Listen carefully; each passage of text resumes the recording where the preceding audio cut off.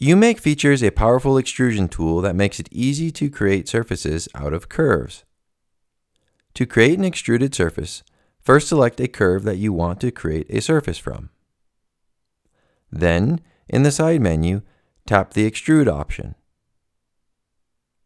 You will notice a point appear on the curve. Tap and drag this point in the direction you wish to create the extrusion. You will notice that a surface is created as you create the extrusion. On the side menu, you will notice a few options.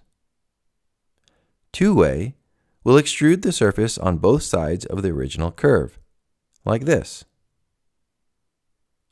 Wireframe will create a surface but show the wireframe of that surface. The third option is for a long path, which we will cover in a separate video.